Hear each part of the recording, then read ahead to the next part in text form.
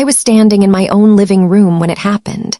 Sunlight spilled through the wooden windows, catching on the photographs of 3 generations that lined the walls. Across from me stood Kelly, my brand new daughter-in-law, her dress crisp, her smile sugar-sweet, and her eyes sharp as steel. Beside her, a notary shuffled papers, his leather briefcase glinting like a weapon. Kelly leaned forward, her voice smooth as honey but sharp enough to cut. "Mom, this is just a little paperwork. Nothing complicated. Just sign it for your future." I set my teacup down with a loud clink and gave her a smile that wasn't a smile at all. "Perfect timing, Kelly. But before we sign anything, I think we should make a quick stop at the sheriff's office. They've been waiting to see the documents I sent them yesterday." Her face drained of color in an instant. The notary shifted in his chair like a man who had wandered into a gunfight without a weapon. And me, I smiled. Because in that moment, I wasn't the fragile 70-year-old woman she thought I was. I was the owner of this land. I was the woman who had buried a husband, raised a son, and worked through winters that would have broken her in half. Now, I know what you're thinking. How on earth did I end up here, facing down my own daughter-in-law and a notary in my kitchen? Well, buckle up. Because this story begins with what should have been the happiest day of my life, my son's wedding. The church smelled of lilies and old wood, the same church where I had married my husband 45 years earlier. I sat in the front pew, watching my son, David, pledge his life to Kelly, the woman who would soon try to erase me from my own home.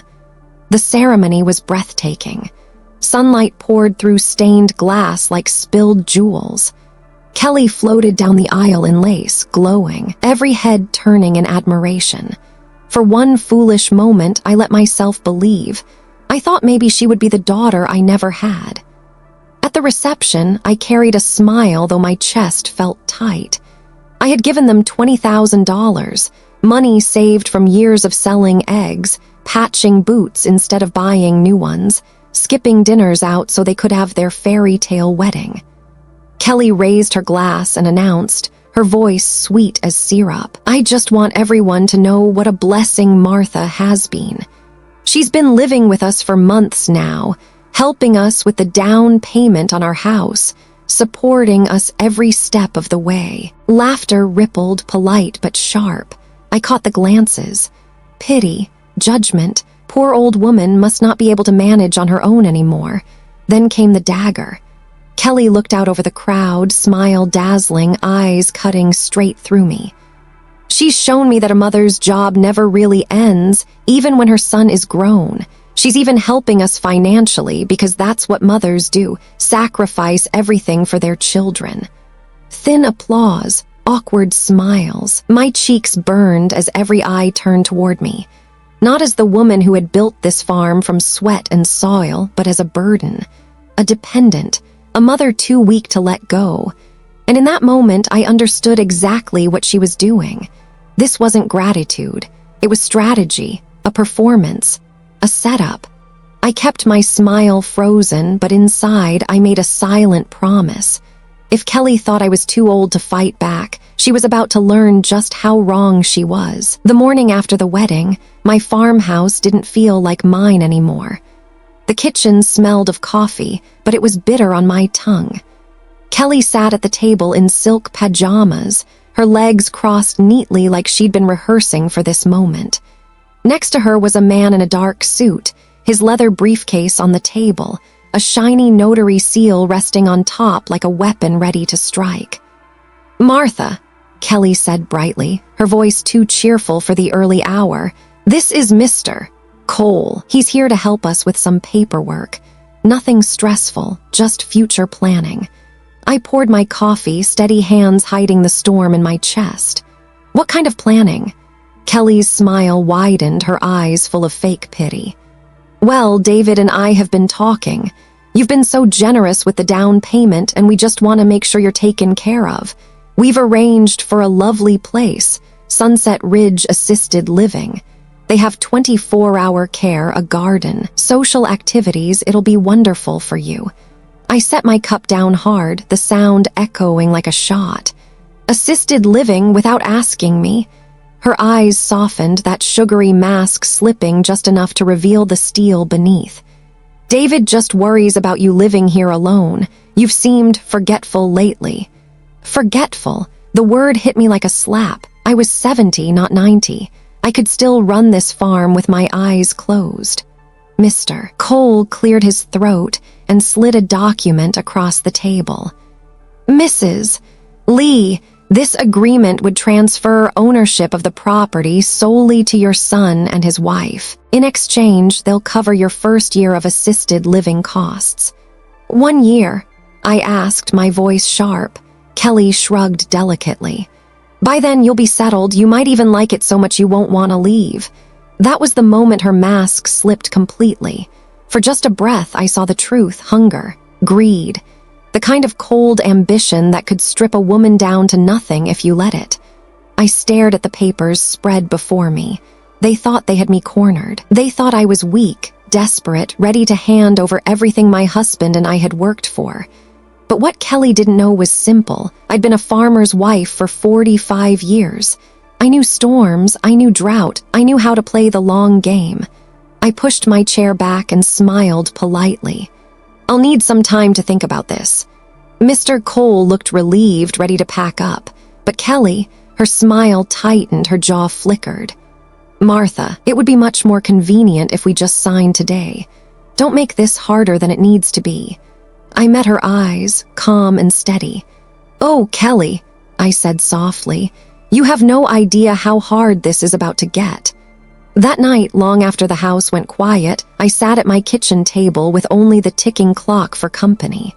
I opened a small spiral notebook I had kept tucked away for months. Page after page, I had written down the small things, the strange things, the whispers that hadn't made sense until now. March 10th, Kelly told David I left the stove on, but I hadn't. March 22nd, she claimed I forgot dinner plans, but she was the one who canceled. April 5th, she told the neighbor I confused Tuesday with Wednesday, but I was sick in bed that whole week. Each line on those pages wasn't just ink. It was proof, evidence, the story of how Kelly had been quietly building a case to paint me as incompetent. And that night, as I stared at my notebook, I made a decision. If Kelly wanted to play this game, I would play it better, because she wasn't the only one keeping records. The next morning, while Kelly was off at her so-called yoga class, I slid behind the wheel of my old pickup. My hands gripped the steering wheel the way they had for decades, and for the first time in weeks, I felt steady. She'd been driving me everywhere, insisting it was easier. No, it wasn't easier.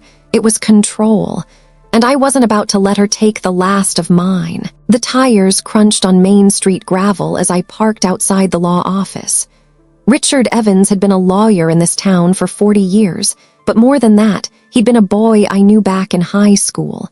A man with gray hair, steady eyes, and a handshake that felt like the truth. "Martha," he said, adjusting his glasses as I sat down across from him. "What exactly are we up against?" I slid my spiral notebook across the desk. My pages of ink, every small lie, every twist of the knife. His frown deepened with each flip. "You've done half my work for me," he said finally. "This isn't just family tension. This is a pattern, psychological manipulation, setting you up for guardianship, building grounds to declare you incompetent, if she gets that through. She takes everything I finished for him." Richard nodded gravely. "Do you still have your deed?" "In a fireproof box in my closet." "Good, we'll make certified copies. And Martha," he leaned forward, his voice low and steady, "don't tip your hand. Let them keep believing you're naive. That's your best weapon right now." I left his office with a weight off my chest and a plan in my head. That evening, I pulled the fireproof box from the back of my closet, the very box Kelly had once suggested we store in a safer place. Inside lay the bones of my life, the original deed, with my name standing tall beside David's. The canceled check, $20,000 with the word loan written in the memo line, not gift. And one more thing, an agreement my late husband had signed with the Land Conservation Trust. His voice came back to me as if he were standing right there in the room. This farm will outlive us, Martha. Protect it, even if you have to protect it from our own kin.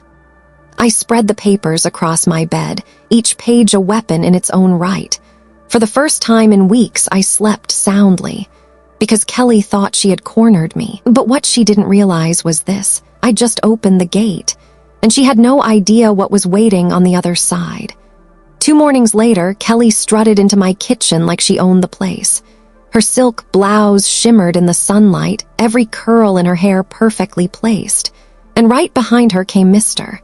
Cole again, clutching his briefcase, his eyes already darting toward the clock as if he couldn't wait to be done. Kelly's voice was smooth, rehearsed. "Mom, I hope you've had time to think. Mr. Cole was kind enough to return today so we can finalize everything. This will make life easier for everyone." I slid a plate of blueberry pancakes across the table, David's favorite since he was 5, and sat down, folding my hands neatly. "Kelly," I said softly, "I've been thinking a lot." Her smile spread too quickly. "Good, then let's just sign and—" "Actually," I interrupted, reaching into my purse, "before we sign, I'd like to review a few things." Her smile faltered. The notary adjusted his tie. I pulled a thick envelope from my bag and spread its contents across the table like a winning poker hand. "This is the original deed to the farm, with my name on it. This is the canceled check for $20,000, clearly marked loan for down payment, not gift.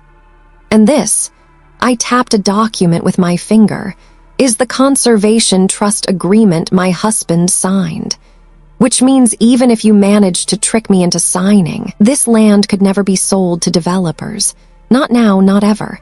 The color drained from Kelly's face. Mr. Cole's mouth opened, then shut again. "Mrs. Lee," he stammered, "I wasn't informed about any of—" "Of course you weren't," I cut in smoothly. "Because Kelly here wasn't exactly honest with you. She told you I was— what was the word?" I tilted my head at her. "Forgetful, incompetent." Kelly's mask cracked, her jaw tightened, her smile gone. "You're twisting this. We're trying to protect you." I leaned forward, meeting her eyes. "Protect me? Funny, because what I see here is a pattern of lies. I have notes, pages of them. Every time you whispered to my son that I left the stove on when I hadn't. Every time you told the neighbors I was confused about days of the week. Every story you spun to make me look weak. And now they are evidence." Her hands clenched around her coffee cup, knuckles white. "You don't know what you're talking about." "Oh, but I do." I slid one last page forward, a printed email. "This is from you to Valley Development Company. You wrote, quote, 'Once the Martha situation is handled, the land will be clear.' Care to explain what exactly you meant by that?" The room went still. The notary looked like he just realized he was sitting in the middle of a crime scene. Kelly froze, lips parting but no words coming out. And in that silence, her mask fell away completely. Her voice dropped low, cold, venomous. "You can't stop this, Martha. You're old. You can't run this place forever. We are the future, and we will take it."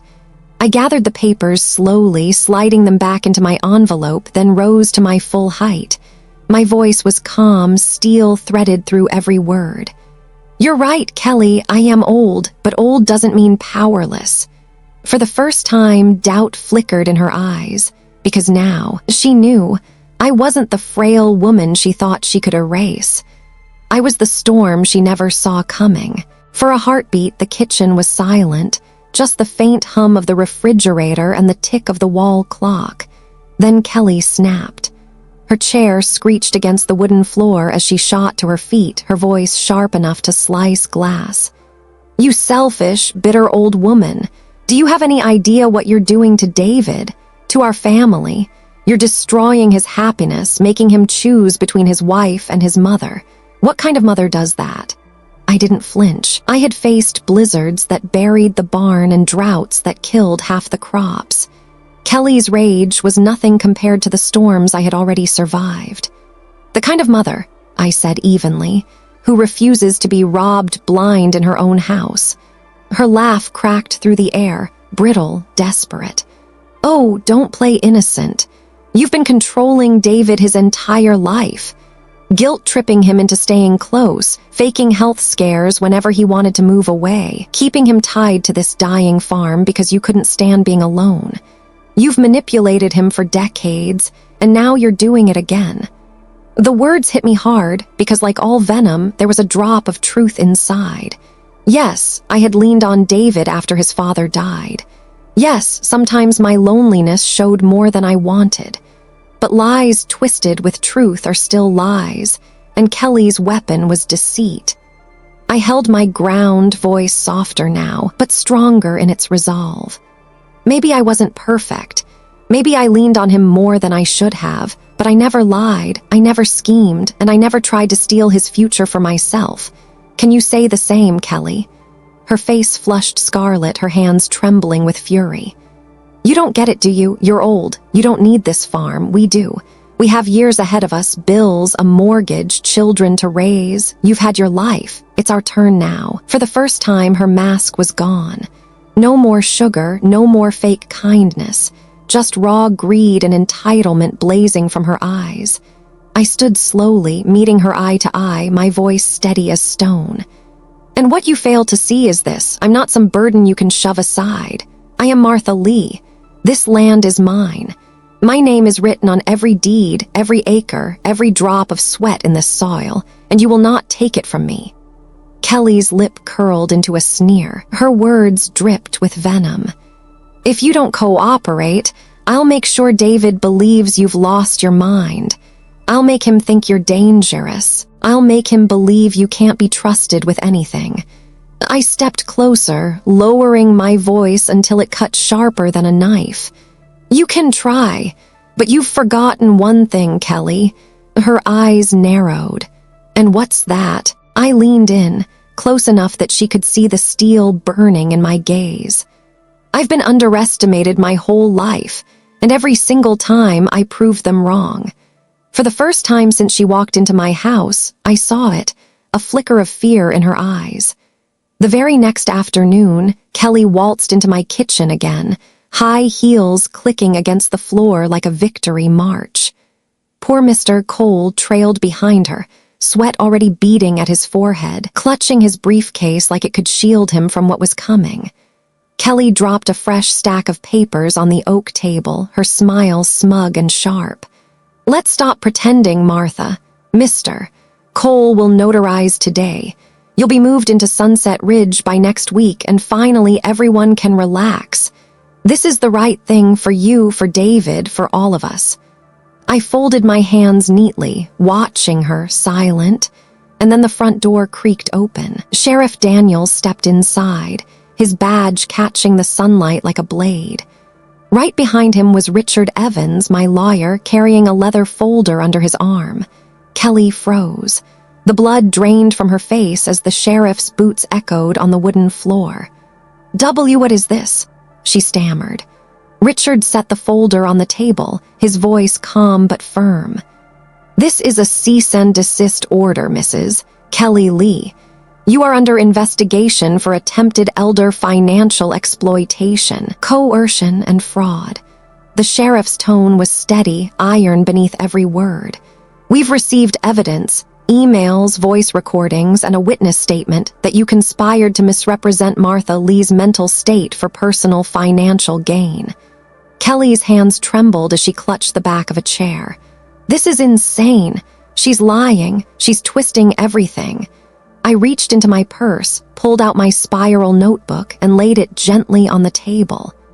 Every word you whispered, every lie you spun, I wrote it down. Dates, times, witnesses. What you thought was weakness was vigilance, and now it's evidence. Mr. Cole looked pale as paper. I didn't know. The sheriff turned his gaze to him. We'll need your statement, too. If you notarized anything under false pretenses, you're involved. Kelly's voice cracked into a shriek. David will never believe this. He'll stand by me.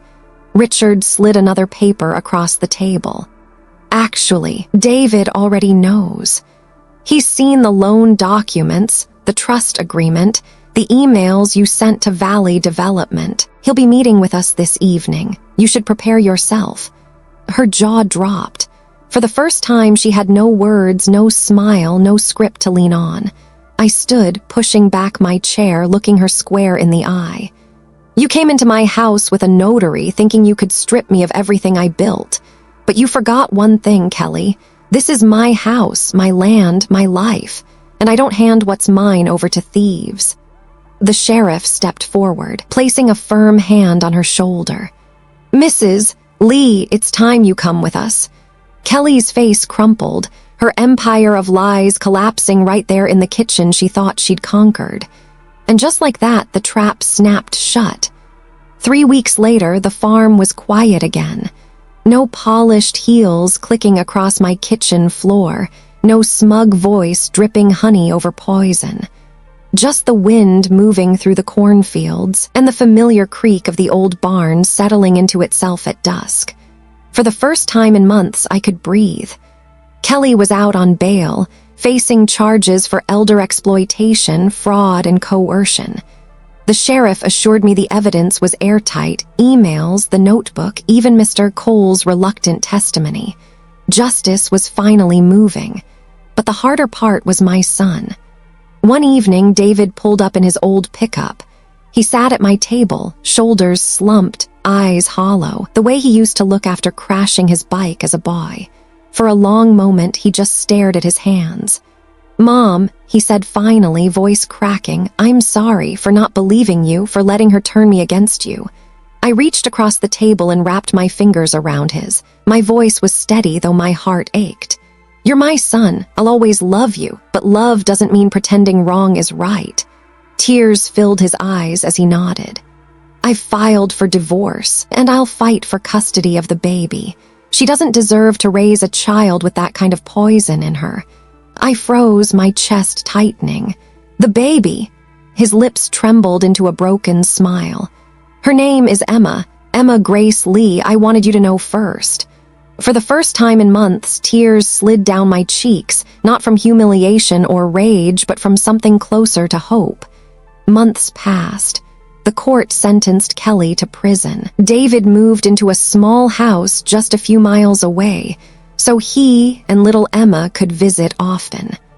And oh, the sound of that child's laughter on my porch, it healed something in me I thought was gone forever. Emma toddled through the tall grass chasing fireflies, her tiny hands reaching for the stars, her eyes shining with the same stubborn spark her grandmother had carried all her life. At night, after she went home, I began writing her letters. Letters she would read one day when she was old enough. Letters about truth, about standing tall when the world tries to bend you, about never letting anyone decide your worth just because you're older, quieter, or smaller. One evening, as the sun set golden over the fields, I sat on the porch with Emma curled against me, and I realized something. Kelly thought she had stolen my future, but what she really gave me was my legacy, because Emma would grow up knowing the truth. She'd grow up in a family that chose honesty over greed, resilience over lies, and she'd know, without a shadow of a doubt, that her grandmother was a fighter. Yes, I was 70. Yes, I was old, but I was not powerless. I was free, and sometimes the best revenge isn't just justice. It's living well. My dearest Emma, one day you'll be old enough to read these words, and when you do, I want you to remember what they mean. Life will not always be fair. Some people will smile at you with sugar on their lips but knives in their hearts. Some will tell you you're too small, too young, too weak, too old. They will try to measure your worth with lies. But listen to me, child. Your worth was never theirs to measure. This land, this house, this family, they survived because I refused to bend. Because I believed that truth, even when it is whispered, is stronger than a lie shouted from the rooftops. When the day comes that the world tries to silence you, I hope you remember your grandmother. I hope you remember that old does not mean powerless and quiet does not mean weak. Stand tall even when you stand alone. Protect what matters, and never let anyone steal your voice. Because this, Emma Grace, is our legacy. With all my love, Grandma Martha.